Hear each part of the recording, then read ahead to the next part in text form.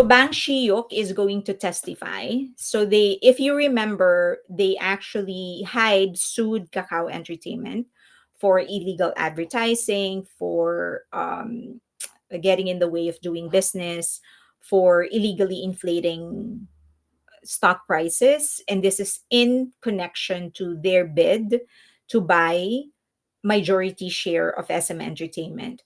And so initially the court called the CEO of HYBE, which and he declined. I think it was because he's going out of the country or something like that. And then the court granted that maybe it's an important thing. That's the only way that he would be allowed to not attend a hearing. So instead, they actually called Bang Shiyuk. So he's going to be testifying against Kakao Entertainment. Essentially, he's going to tell the story on what happened during the bidding, how they found out that Kakao Entertainment and SM are doing reverse viral marketing. So just wanted to make it clear that doing reverse viral marketing, or in the US we call it black propaganda, that is not something illegal. You can do that. And a lot of PR companies are, that's their specialty. Okay, so that's not something illegal. What is actually illegal is not disclosing that some of the people that are spreading news about you is paid. So for example, for influencers or for those like me, I have my YouTube channel. If I'm doing something in exchange of payment, so let's just say this is just an example. um let's say SM Entertainment told me, do an episode where you're going to just bash HYBE. You're going to talk about how the groups that have been companies, groups under the companies that HYBE purchased, disbanded, like G Friend. Talk about that. So for example, that is what I am getting paid to do.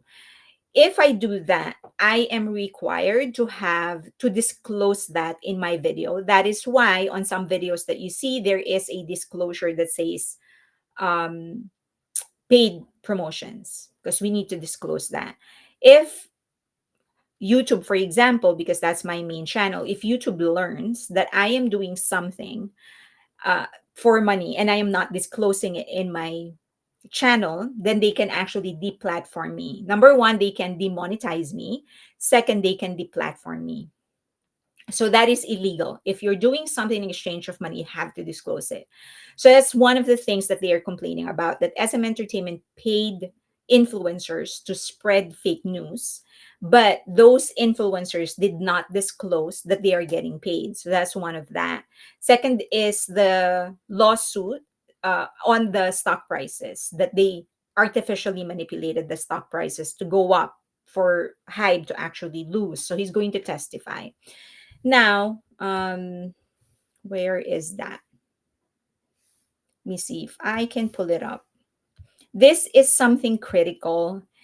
And yeah, it is very important. In what he is about to do is actually very important, because this is not one of those laws. It's not a petty lawsuit. You're not just talking about,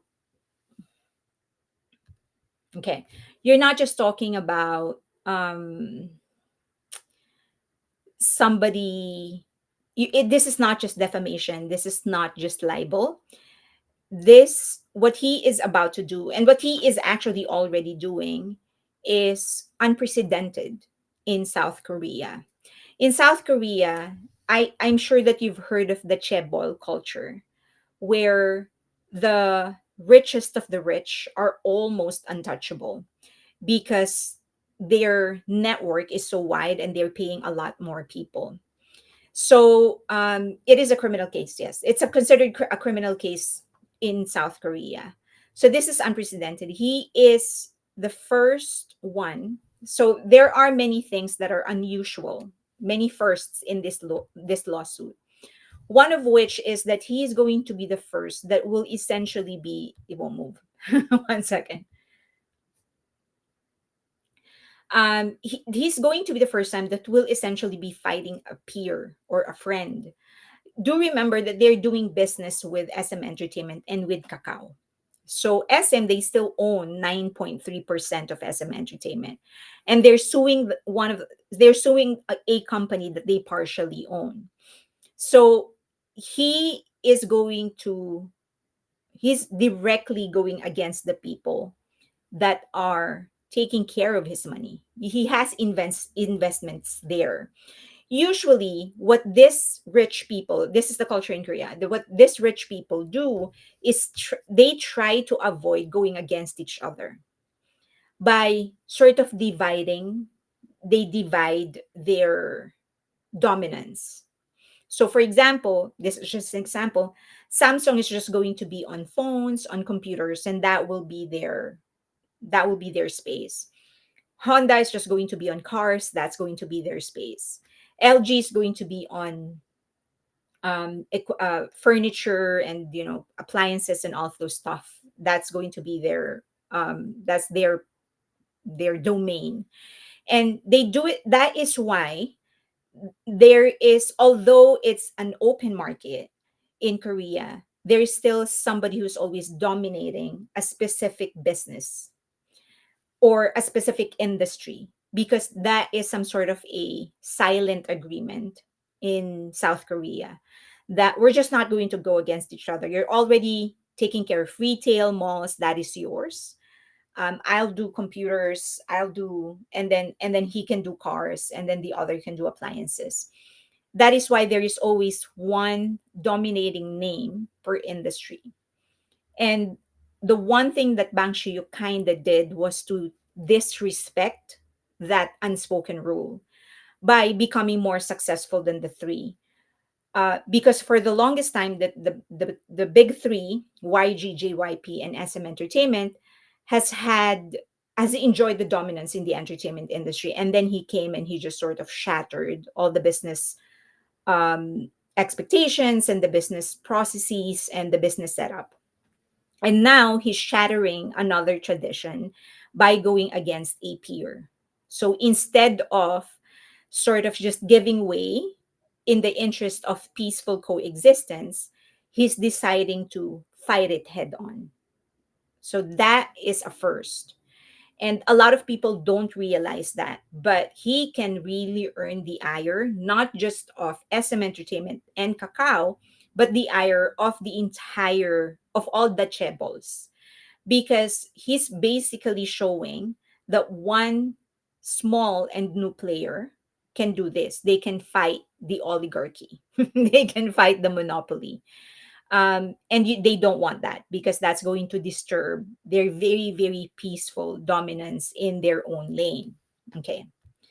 Second, he is not just fighting that person or that group or that business, not even that person, but an entire institution.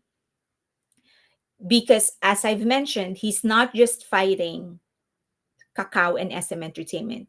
He's fighting the entire system that has been used by many of these companies comfortably. They're very, very comfortable in this already. And he's coming in and he's saying, I do not care. You did something wrong. I'm going to do something and I'm going to drag you to court. And when you're nurturing a hundred years of tradition, that is not courage. That will be viewed as arrogance. And that is how people are viewing it right now, that he is so arrogant that he is challenging 30 years. So they started in 1980s, 40 years of tradition. Okay. He's got a huge pair. That I have to say. He has a huge pair. um Carla girl, but if someone is allegedly guilty, then he has to stand up for what is right. Correct. Except that that is not the culture in South Korea. The culture in South Korea is that they just try to avoid fighting each other by staying out of each other's way. So okay, as a entertainment, you have this, like the same way um Samsung has dominance over something in this industry, then for them, that others will just stay out of his lane.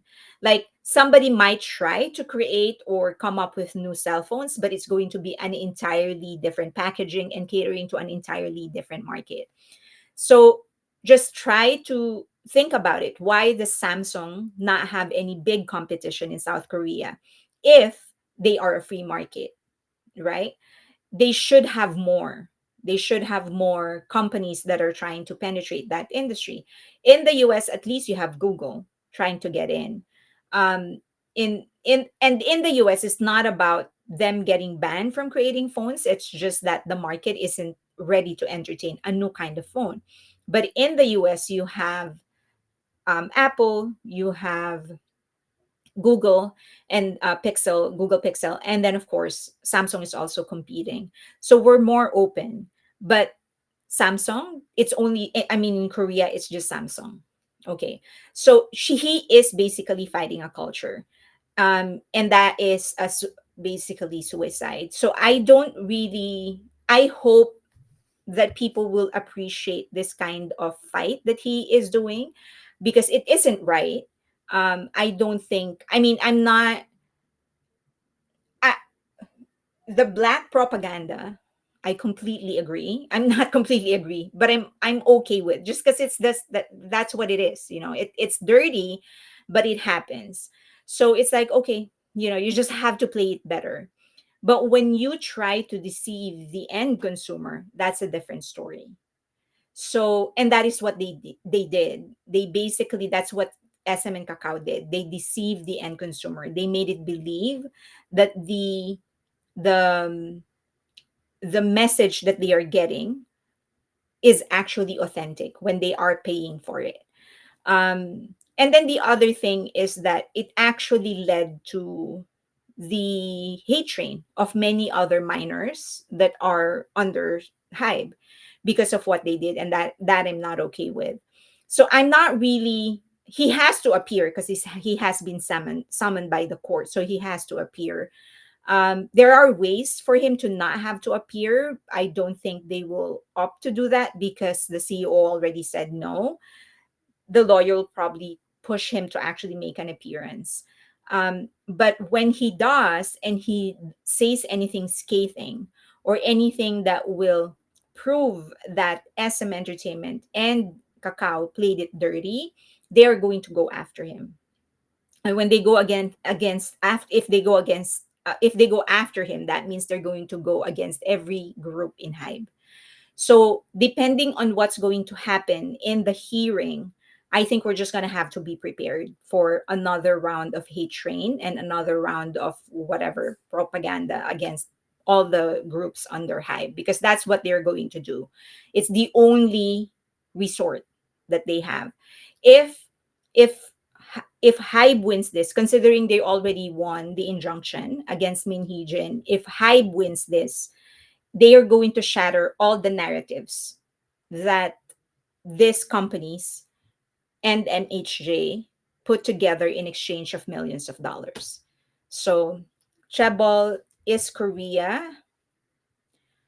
Chaebol in Korea is wild. Living in Korea when Korea Air Chaebol was in the news, let me tell you, they do have a lot of pull. I've mentioned before that the Burning Sun scandal is not just about Songri. I definitely I want I think he deserves more jail time. I'm talking about Songri, but I don't think he is the mastermind of this. There's a lot more behind him, a lot more people behind him, but I think he was the sacrificial lamb. They were like, okay, so they got this famous guy, all attention is going to be on him. And they cut it off. Like that was it. That he was the highest. He was the mafia lord on this entire thing, which is impossible. There are a lot more that are involved in that case, but because of their pull and their influence in the police, they were able to stop that.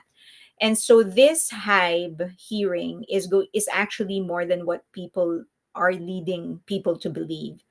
It's bigger than Bang Shiok. He's really fighting a culture, this culture of corruption, of pull.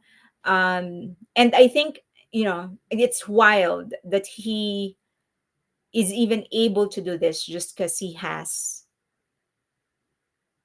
this big group that's carrying his company, right? Like BTS is basically indestructible. No matter what people do in Korea, they're indestructible. That no matter what happens to them in Korea, nothing is going to be happening. There's not nothing will happen to them in globally. So it's just wild to think there's like your shield is one is one group. But the thing is that he can't not fight this.